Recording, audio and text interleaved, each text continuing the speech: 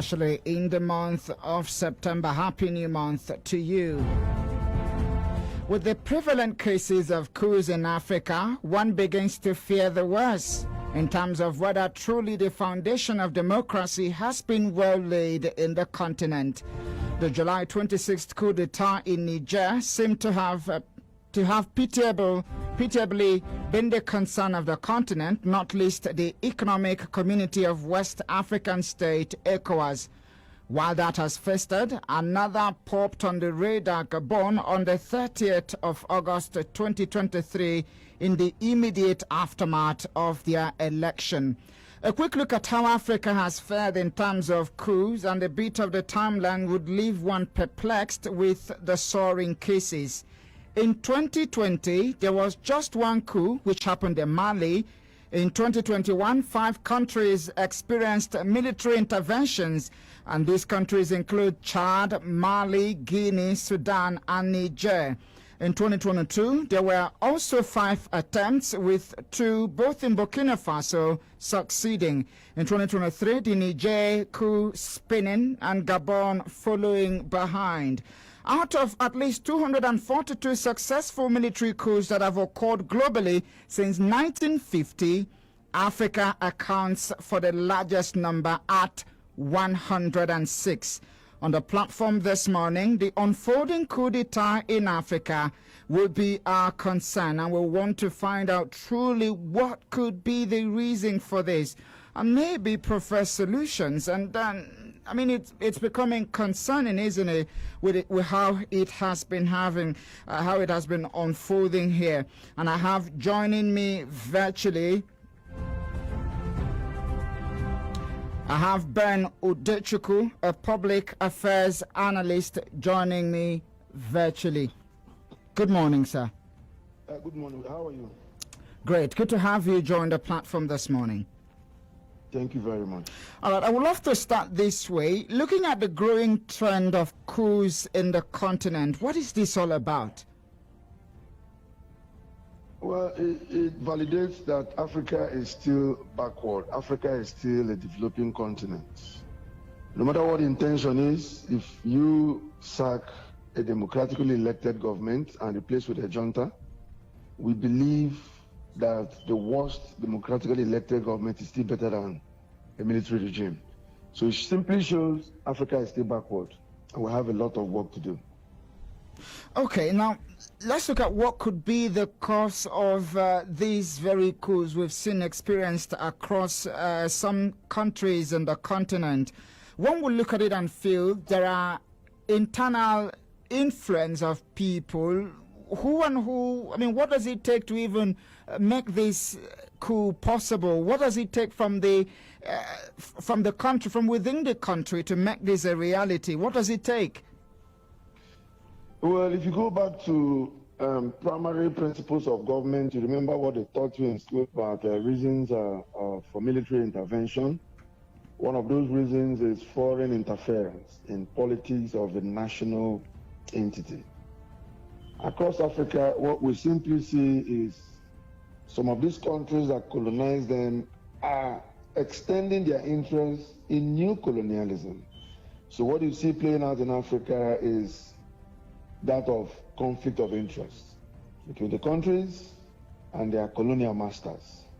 It's also unfortunate that what this thing is all about is not group interest, it's about personal interest. Because in international relations, they will tell you nation first. So that nation first is, let's just use Niger as an instance. If France has interest in Niger, it is France first before Niger. If Niger wants to be a responsible and a responsive country, it should be Niger first. At the center of it all should be the people of Niger and not what those other personal interests would have to benefit. So if a military junta is taking over in Niger and it is not for group interests, it is still not going to be useful to the people of Niger. Now, if you say it is externally influenced and not from within, then, I mean, it takes people from within to make it even possible, isn't it? Well, you are right. I simply gave you one of the reasons that if you look at other reasons for military intervention, you will see go ahead, tell corruption. us. You will see corruption. they're actually talking about high-handedness on the part of those politicians who are leaders and civilians. You see something like collapse of national security, security architecture. You see other reasons as disenchantment by the populace. You see what happened in Niger? People took to the streets, hailing the junta, meaning that for a very long time they've been disenchanted with the civilian regime, also giving the impression that things are not well in Niger. And so if the people responded by saying, oh, we like what you did, something is wrong with that government. Something is wrong with that democratically elected government. They are probably corrupt. Security has collapsed, and probably hunger in the land is so profound. So it's not about external influence. There are so many internal factors that can play out. Tell me, what would somebody be doing as a president, a family, deepening dynasty for 40-something years? For what? It's just saying you have monopoly of wisdom, you have monopoly of governance, and you cause disenchantment. So it is even more of an internal influence in Niger than external influence. Forget what they are telling you about uranium, forget what they are telling you about mineral resources. The civilians who were leading Niger, as it were, also did not do well. And so the people are saying, we are tired. Let us have a change of government. Do you mean that perhaps the government of the day across the board in different cases of these coups were responsible in terms of, not doing the appropriate things in terms of ensuring that their people had food on their table, infrastructurally, developmentally, and otherwise? Is that the reason you think it has? It's very easy to see it. Look at Niger. Have a picture in your mind's eye of how impoverished the people of a country of less than 2 million, 3 million people, a country of less than forget landmass, but they don't have anything. It shows that if you've been in government for a long number of years, if you've been in government for as many as the people can remember, and nothing is moving, security zero, and all the indices of development, you cannot even see anyone that is ticked positive. So what else do you need to see the people pray for you to leave them alone, even though you are democratically elected? And so impoverishment, collapse of infrastructure, collapse of security, no housing, health zero. And bring other indices together, poverty is not alleviated, it is not eradicated in any way, and the people are disenchanted. So it is about the politicians and what they did to the people, to the mindset of the people. They destroyed the psyche of the people. And when you destroy the psyche of the people, what happens? Revolt, revolution. And that revolution can come from the army or from the people. Now, does it truly make it right, the fact that democratically elected government have not really lived up to the billing, they've not met the expectations of the people, but having to organize a coup to take over the government, is it the best solution as it were? I did say in my opening statement that we've been told over time, and we believe it, that no matter how bad the democratically elected government, for the fact they respect the rule of law, forget the fact that most of the civilian governments do not even respect the rule of law. And so if you are a president of a country and you are democratically elected, you don't respect the rule of law, you don't respect the people, it's as good as saying you are even a democratically elected dictatorship. So some people are civilians, but they are dictators. And so the politicians did not try. They did not in any way. And so we do not pray for military interventions. We know that the army may be worse than the civilians. But in some cases, let me be honest, in some cases we need to reset the mind of these politicians by doing them bad, doing them in, and also disappointing them the way they did them in Niger. I hope and I believe strongly that what they did in Niger is not for personal interest. It has to be for group interest, in the interest of the people of Niger, generally speaking. Not because you want to come and perpetuate yourself in power, because we've seen cases where somebody like Ibrahim Babangida came and did nearly 8 years as a dictator. It took us back as a country, forget the infrastructure development, but we're saying about when you destroy democratic institutions, it has a domino effect, trickle-down effect on the economy. And so what is happening in Niger, we are frankly saying, however, no matter how bad the democracy is, allow it time because it is work in progress. With time, like Nigeria, we're getting it right. We no longer say we are not saying democracy. The way it was in 1999 is not the way it is in 2023. You saw what happened during the NSAS. People are becoming aware. The level of awareness and education. We'll come down to Nigeria, and you've been able to look at the reasons internally. What could lead to coups, ranging from infrastructural decay, unemployment, high cost of living, and all of the things you mentioned. I would want us to look at it from the external point of view now. And you a little bit alluded to the fact that it could be from external forces, those who colonized some of the countries in Africa. And when you look at some of the nations who are embroiled in these coups, you will find out that they are some way or the other related to France. And for people who do not understand, they think, what is it all about? What is that interest from France which may have led to all of this? Is it even true? Now, we've heard different stories about uranium, strong mineral that is causing this problem. We've heard from the junta that for several years, recklessly, France and their allies there have been mining this mineral. What they do is pay peanuts to the home governments. Now, I cannot say if this is 100% correct, but I do know that the principle of new colonialism tends to extend and protect the interests of colonial masters. Apart from trying to force their culture down on you, of course, you know the culture of assimilation by the French people, they are also dipping their hands in your resources to better their own lot.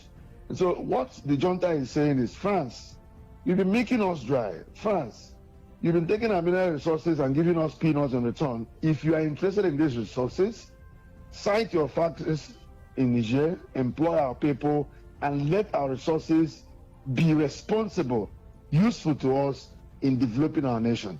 So the only thing that could cause a country externally to influence government of the day is national interest, their own interest.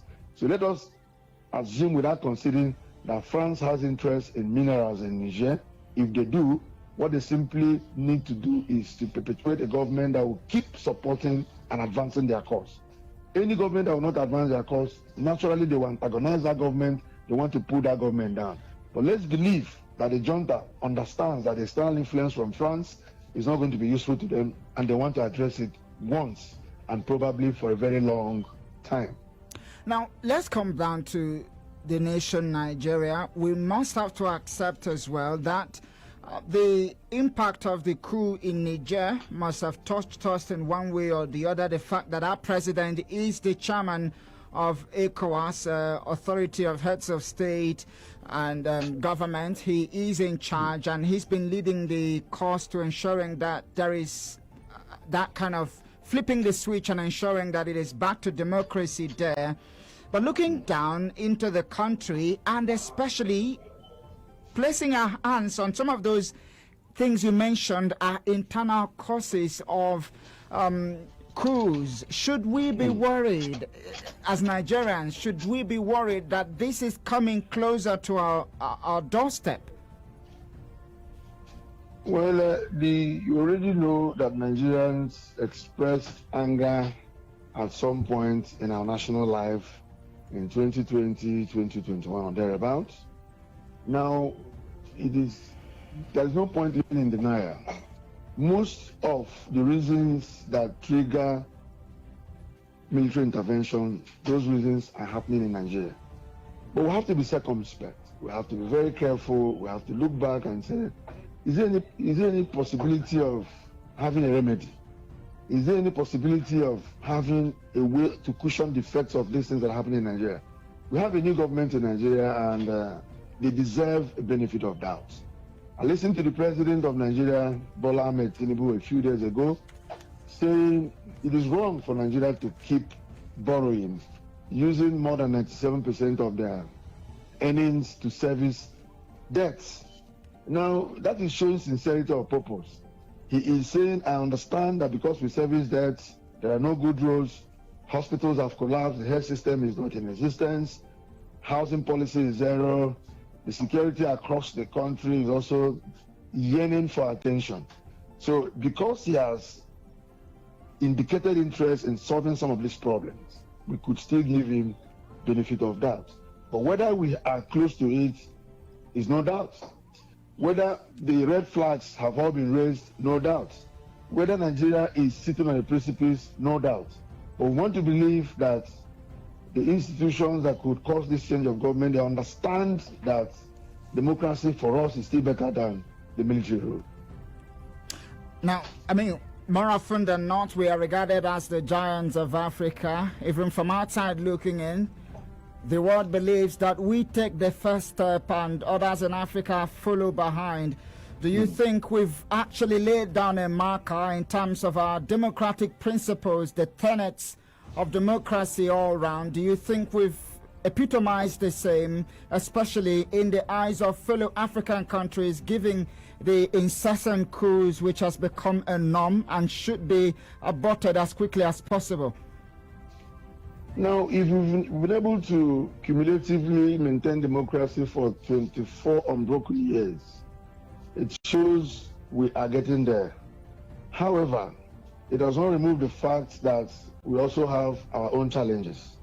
The truth is, whether we like it or not, Nigeria is the biggest economy in Africa. I think probably competing with South Africa. Nigeria is the biggest economy and they play the big brother role. And in terms of international diplomacy, in terms of international politics, Nigeria has been able to show that they are the country to believe in Africa. The fact is, it's just like when you have a pot in your house that can do 100 cups of rice at a time. And in your own house, the highest you can ever do is probably 10 cups of rice. In Igbo, they call it Ituku Nemeroha. Nigeria is more like an Ituku Nemeroha. Ituku Nemeroha in the sense that what we have, we're not using it, but it is beneficial to other countries. Take ECOWAS, for instance. If ECOWAS is going to go to war, Nigeria is going to contribute more than 60% of the military force. Nigeria is also going to contribute more than 60% of the resources in terms of money to be used. Look at African countries across. They are impoverished, they are poor. But Nigeria, even though we are borrowing, we try as much as possible to carry other African countries along. Maybe because of the status of the big brother, but then the truth is we have the resources, though they are mismanaged. Nigeria is a country that can comfortably play the role of big brother in Africa. Okay, now you mentioned something interestingly, the economic community of West African states. We must say they've been doing their best, working round the clock to ensure that the government that was really dethroned by that military junta is repositioned and enthroned again. What we cannot really substantiate is if they've gone about it in the right manner. I want to find out from you, in this very circumstance, what should be their role in ensuring that this doesn't continue to happen? And when it has happened, what best practice or approach should they take in ensuring that democratic government is taking the lead in West Africa, and not forgetting the African Union in general? Now, the key word is to be circumspect. Now, in international politics, war is like strike. It should be the last resort. So, internationally speaking, diplomatically speaking, what ECOWAS should be doing at this time is to assess all diplomatic options open yet to solve the internal wranglings in the Niger Republic. You don't come and use a sledgehammer to kill an ant. You cannot aggregate all the efforts within the economic community of West African states to fight a small country that are taking their destiny within themselves. So what I could tell you is let them place all the cards on the table. The card for diplomatic resolution should come first. The card for diplomatic resolution should come second. The card for diplomatic resolution should come third. And if these cards fail, they could go back and say, okay, the last option is what? War. But you see, times have changed. Look at Nigeria, look at Niger. Going into war with, it is just like you going into war with yourself. Sometimes it is also like allowing the opponents to play the ball in your own half. So the language, the word is to be circumspect. Let them be very careful. Let them use diplomatic options. I'm not also happy with the man in Niger who said he's going to use 3 years to hand over to a democratically elected government. I started seeing selfishness. I started looking at it as personal aggrandizement. I started looking at it as him too wants to perpetuate himself into power. Because the transition, naturally, shouldn't last more than 1 year.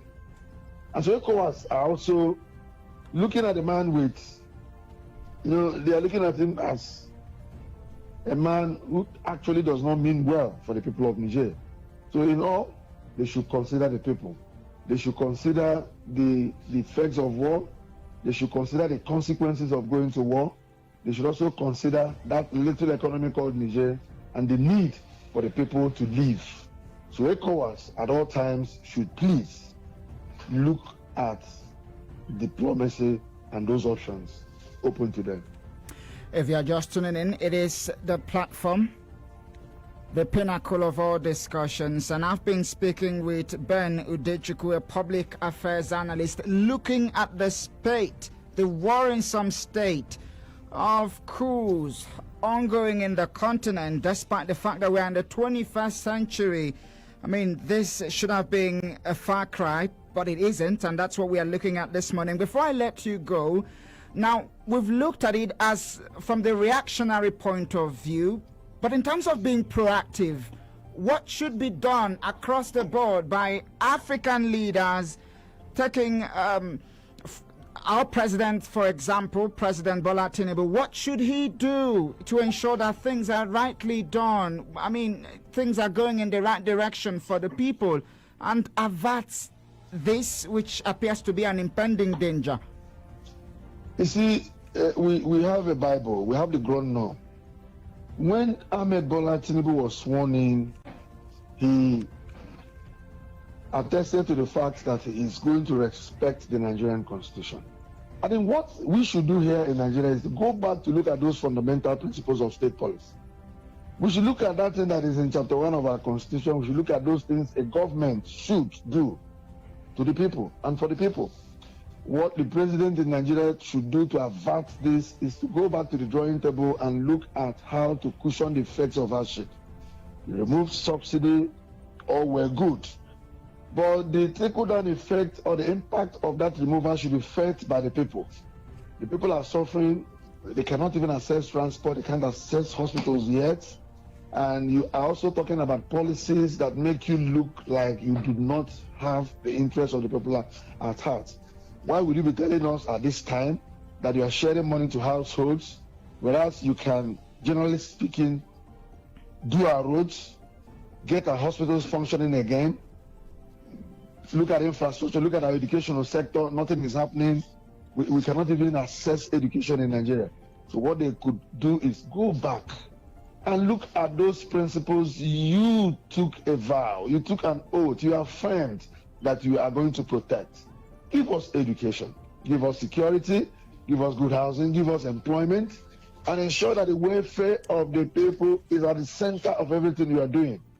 Politicians in Nigeria, with exceptions to very few of them, are usually reckless, they are usually very selfish, and to say the least, wicked.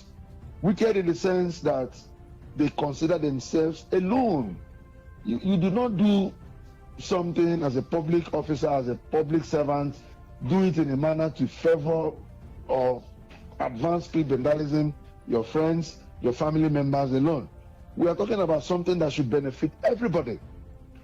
The other day at the bar conference, when the president was going to address the opening ceremony, I discovered that Nigeria could do perfect security arrangements if they want to. I'm telling you for free that within the circumference of that Moshood Abiola Stadium where the lawyers held their conference, the security was very, very tight. But as soon as the president left, we were left on our own. As soon as the president left, Nigeria started happening to us. As soon as the president left, you discover that, you see, it's about a few persons who enjoy security. Security is not supposed to be something that is optional. Okay. Security is not supposed to be something that is meant for the big people alone. It should be for everybody. We are looking at the situation where, in your Flow FM, where you're talking from, the security around that area should be enough for you to feel protected. Okay. We are talking about your children going to school in a manner that it shouldn't take a pound of flesh from you. So let them go back and look at the spirit and letter of our Constitution. They will get it right. It's a big message to the president and, of course, to other African leaders. Go back to the Constitution, the same oath you read out during your swearing in. Maybe you need to comprehend them once again, and that would help you in terms of navigating through governance for your country. Let me sincerely appreciate you, Ben Udechukwu, a public affairs analyst, for bearing your mind in the wake of this very unfortunate circumstance of coups across the continent. Thank you very much for the opportunity. All right, so we are due for a break now. When we return, we will be speaking to another person still on the same topic to find out things from his own perspective, still in line with the coup in the continent. Stay with us. Thank you for staying with the Flow of Godson State, Flow 94.9 FM. It is still the platform, the pinnacle of all discussions. And like I told you, that upon return, I will have joining me virtually Eminike Obani, a lecturer, Mass Communication Department, Abia State University, Uturu. Good morning, sir. Thank you for joining us. Good morning. Okay, so let's start this way. My first guest, among other things he said, mentioned that the reason coup is becoming a norm in the continent is because the continent Africa is backward. Is it a path you would love to walk on? Can you come again? I said, my first guest said, among everything he actually pointed out, is the reason Africa is experiencing coup at a time like this is because it is somewhat backward. Is it something you would love to react to? Yeah, yes, I believe it's saying the truth, because over time, with the resources we have in Africa, most of these countries where we've had this recent ouster of leaders, most of the countries are rich. They have rich natural resources such as petroleum, gold, and all that. But you find out that it's not commensurate with the living standards of the citizens of those countries. Okay, so looking at what is happening, Gabon are the recent country to have joined that ever-increasing list of countries experiencing coups. And then in maybe reactionary, the Rwandan president and his Cameroonian counterpart decided to retire and reshuffle their security pack. Is that the best solution to curb this menace? And what other things do you think could be done to reduce the tide of coups in the continent? Well, the first thing, one of the force thing in power is trying to get hold of a security architect. So I think Paul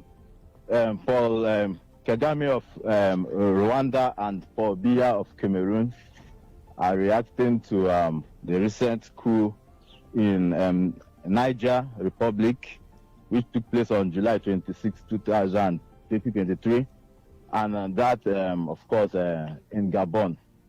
So I think they are trying to hold on to the power apparatus in their respective countries. But of course, that is not the solution. The solution ought to be good governance and providing basic and social amenities to the citizens of this country. But of course, this is a power tussle issue, so they will probably want to have people who are loyal to them at the corridors of power. Okay, now looking at that of Mali, two happened in 9 months, on August 18th, 2020, and the other one on May 24th, 2021. And they've promised they will relinquish power to a democratic cycle by around February 2025 after the election. The same case in Guinea. Does it mean to say that really those who are leading these countries, our presidents in quotes, have not really done their part in ensuring that things are going to plan, ensuring that the true tenets of democracy is upheld, that the people are really enjoying their leadership all round? If people were really enjoying the leadership all around, there would not be this coup. There will not be these outstars of all these governments. For instance, you look at Gabon. Gabon has been ruled by one family. Gabon has been ruled from one family. It's a sort of a dynasty. Omar Bongo was a president of Gabon from 1967 until his death in 2009. Then his son, Ali Bongo, took over. And of course, you find out that Ali Bongo has also been a member of, has also been in that government. He was a Minister of Foreign Affairs from 1989 to 1991. He also represented Bongoville as a deputy in the National Assembly from 1991 to 1999. And also Minister of Defense from 1999 to 2009. And thereafter, he was elected in 2009 for a 7-year term, re-elected in 2016. But what I'm trying to say is this. If you are doing well as a leader in your country, if you are providing the basic amenities and your governance, people are feeling the impact of good governance in those countries, I don't think there's any reason why the military would want to intervene. Now, as Nigerians who know that Niger is still boiling, the fact that there's not been that transition back to democratic government leaves a lot to be desired, and basically even Nigeria and neighboring countries looking over their shoulders, and some sections of the country are already worried with how close this is coming. But for you, do you think there is a need to fear this very act of coup? In Nigeria? Yeah, precisely.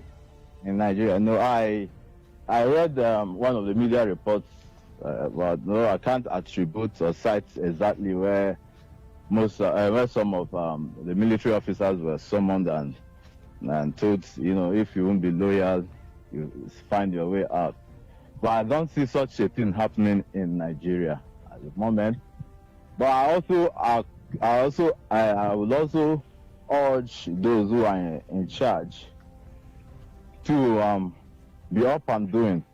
What Nigeria needs right now is good governance. We also in the league of those countries. We have petroleum, we have oil resources, and the proceeds of those natural resources we have are enough to make sure that every Nigerian lives well. So what we need right now is good governance. But I doubt if we'll have a spillover of such thing over here. Let's talk about regional bodies now. The African Union was basically established to promote the unity and solidarity of African countries. And some of the things they were meant to do: defend the state sovereignty, eradicate colonialism, promote international cooperation, and coordinate and harmonize member states' policies. Is it safe to say that they are a little bit behind time? Have they really lived up to the billing with these incessant coups happening in different times for the last 5 years or so? Of course, the regional bodies will have what? ECOWAS, right? Yeah, ECOWAS, AU. And AU, right? Yeah, but some of, in our own case, of course, you know that Nigeria, by virtue of its position, is the leader of ECOWAS, right? Yeah. Mm-hmm. We also have issues of, legitimacy in some of these people who are on board of those regional bodies. So if you have legitimacy issues and you are not up and doing in your respective abodes, how do you, intervene in affairs such as the case of Mali, such as in the case of Niger Republic and what do you call it, Gabon? Yeah. How do you interfere successfully? So it's a matter. I've also read that African Union has suspended Gabon's membership after the coup.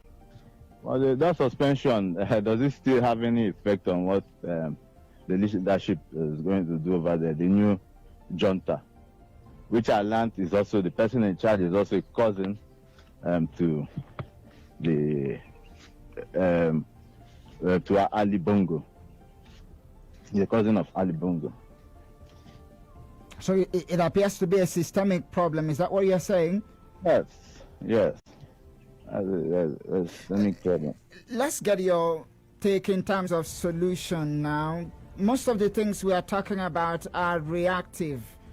Yes. Suspending the countries, member countries that have found themselves in this very mire, maybe like the ECOWAS are doing, rallying around troops, trying to mediate and ensure that there is that transition back to democratic leadership. But on the contrary, if everything is actually going to plan, what should be done to quell the tide, especially where it is burgeoning, where it is at the formative stage? What can be done to reduce it to the barest minimum in the continent? Yes, you find out that in Africa there is this sit-tight syndrome. Most of these countries, Gabon, there is a sit-tight syndrome. There are no transparent elections.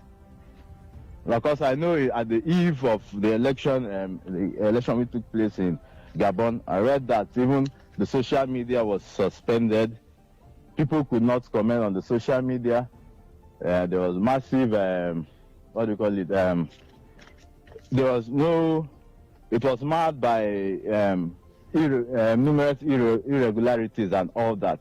Now, if there are free and fair elections, if you don't tinker with the constitutions to remain as a president for life, now if there are good governance, most of the citizens of these countries have no issues with the leadership of the country. What they want is, can we feed well?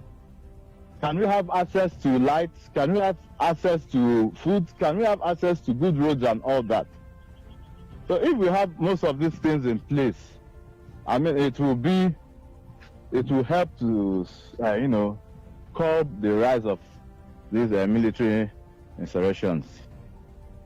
Okay, time to hear from you now. Let me open the phone lines. I would love you to stick around, Mr. Emenike, so we can take calls and then get you involved at the back end of the program. Okay. 0808-1826-949 or 0811-605-2949. You can go to Facebook. We're live on Facebook. Drop your comment there. You may equally love to send a message. Do that to 090-651-08289. Good morning. Hello, good morning, Jesus. Good to have you. Go ahead. This is other prayer for change everywhere as well. You're asking what is the solution? The solution to coups in Africa, one, there should be a transparent process in every democratic election. If an election is being held in the African continent, there should be a transparent process. The process should be transparent. And what is conducting those elections should be independent, truly. In Gabon, in Eritrea, all these countries are being led by their governments, both presidents, for many years. Are there no constitution telling these people that they should leave power after 4 years or 8 years? Are there no constitution laid down? If they are not, African Union should impose those countries should have a constitution whereby after 4 years the government should go out. People are tired of seeing one face every time. In Nigeria, we still Jonathan. We've seen Buhari, now we are seeing Tinubu. Very soon we might see another person. That is why it seems as if Nigeria and Coup might not be possible. That's not really not possible. But all the same, this thing, this transparent process is the main thing. Okay. It's the transparency in the process of electing leaders in Africa. Thank you. Transparency is the main thing. That's the main Thank thing. you very much for your contribution. Let's get another person involved. Morning. Good morning. How are you? I'm great. How about you? Tell us your name and go ahead. So, military intervention. You see, the cost of it is to start the government. And people, they will suffer like I can say here, there was a group of our senators, they need 2.8 million naira for their leave. But we are suffering. Not you see. This is a problem everywhere in Africa. I can say Africa, we don't know anything about the democracy. Nothing about it. Thank you. Thank you very much for your own contribution. 0808-1826-949. Good morning. Good morning, Mr. Speaker. Go ahead. I am Dr. Chandra. My name is Obama. I am calling from Dr. Go ahead. Mr. Speaker, good morning, you guys in the house.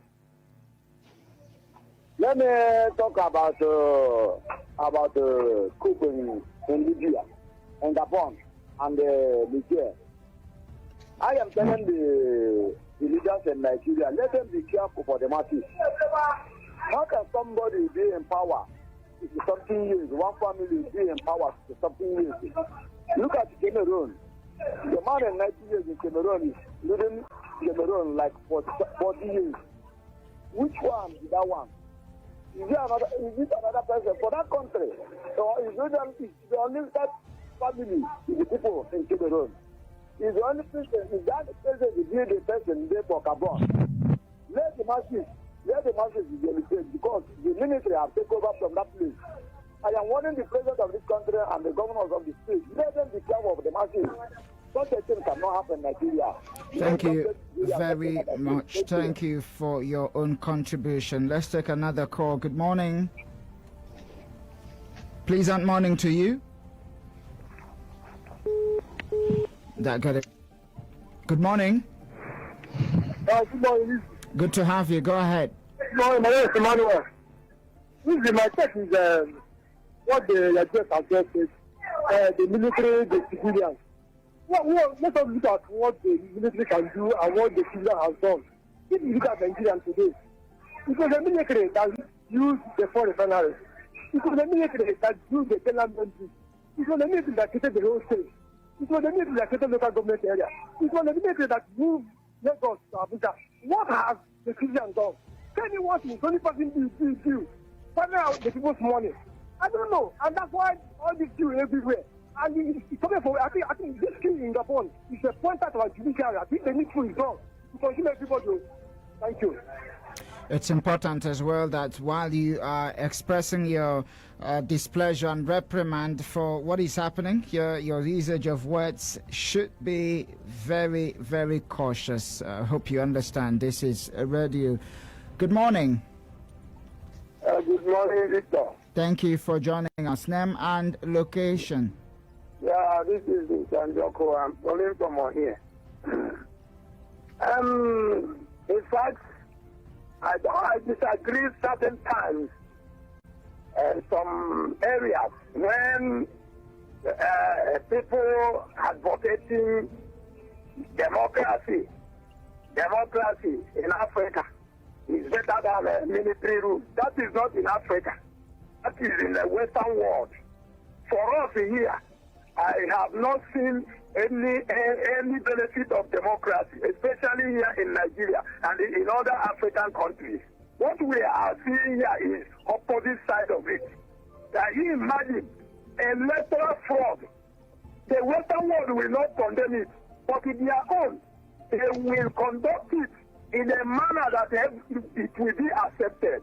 So when you are talking of military intervention, not only type syndrome, electoral fraud, unpopular candidates become leaders. And the Westerners are behind all these things. So for us here in Africa, we We have to learn lessons. If democracy will be, but for now, it is not. Please, thank you very much. Thank you for your take. That is your own contribution. Let me come back to you before we get back to the phone lines and take further reactions. Semenike, he mentioned something the very last caller said, unpopular candidate, electoral fraud. He said a level of influence coming from the outside continents, that is from the Western world. Could it be key to some of these military junta we've experienced in the continent? What is even their interest if that's the case? Yes, we can safely say that, of course, electoral fraud and the foisting of unpopular candidates in these elections are a contributory factor. In some of these countries, you find out that the constitution is tinkered with, and you find out that most of the people who head the electoral commissions in these countries are stooges of the government in power. Now you find out that most of the times you tinker with the constitutional term, like in Gabon, we've had somebody who has been there. And the first term was 7 years. He went for re-election again, another 7 years. Then he decided to go back again, and of course he had a leading opposition candidate, Albert Ondo Osa. And of course, another contributory factor is when there are no free and fair elections. At times elections are marred by intimidation and all that. This gives the people who lead this military junta the opportunity to come in. And when you talk about external influences, of course we also know that Gabon is an oil-rich country. It has petroleum. Same with Niger Republic. They also have uranium, coal, iron ore, gold, and petroleum. Of course, and they were also colonized by the French. There's no doubt there will always be external, influences. Let's go back to the phone lines. 1, 2 calls, and we are done with it. Good morning. Good morning. Go ahead, name and location. Emmanuel, I have a question to ask. What is the work of ECOWAS in the African continent? All right, thank you very much. I'm sure you've been following, haven't you? I would leave that question for Emenike as a wrap-up question. Let's look at the comments on Facebook before we go this morning. This is coming from Ihueze Elvis, and he says, Happy New Month from here. He says he's watching live. He says African leaders should do the needful for its citizens to avoid the daily escalation of coup and military takeovers. Enough of bad leadership, corruption, and mismanagement of public funds. A stitch in time saves 9, and he say much love Flow FM. From Eleke Elechi, you are saying under 8 years of APC, you see how they have. This is a huge allegation, but you said they've impoverished most Nigerian families, and he said they find it hard to even find a day meal, and all of the things he said there. He says he said they do not really care about the people. Let's take more comments before we wrap up this morning. This one is coming from Prince Kelvin. He said, good morning. Our democracy has been validated, and so you didn't complete your statement. Chinedu Onoha, you mentioned IBB's reign as a military government. Most of the infrastructure we have today came in during his regime. Lots of states were created, including Abia State. Buhari removed the civilian government of 1983. He ruled as a Democrat, yet, okay. It's rife that the people are not at home with so many things happening in and around the government. Your final take? Hello? Yeah, your final take before we leave the studio. Yeah, someone asked the duty of ECOWAS. Yeah. The main function of ECOWAS, which is a 15-member community is to promote economic cooperation amongst member states, raise living standards, and promote economic development. Of course, they also have the right to promote or handle security issues among member states. So when there are conflicts in the member states, the ECOWAS have to step in. But of course, like I've already said, if the member states of those who are in charge of those countries and that form the ECOWAS community are not up and doing in respective countries, how do they expect that they would, handle such situations that are arising now? Okay, I think we have to go now. Let me sincerely appreciate you, Eminika Obani, a lecturer of mass communication, Abia State University, Uturu. Thank you for speaking to us on the platform this morning. It's been a pleasure. Thank you. Okay, thank you to Ben Udechukwu as well, public affairs analyst who had spoken to us earlier on the program. Thank you to Stephanie and Stanko, including Charles, who are behind the visuals on Facebook. This comment is interesting. I'll take it before I leave. It's from Chinedu Joseph, and he says, African Big Brother should tread with caution. This is how far we can go on the platform this morning on Flu 94.9 FM. Thank you to my producer, Samson Eze. I am Wisdom Thomas. I have to leave the studio now, but ensure you have a lovely Friday, and bye-bye for now.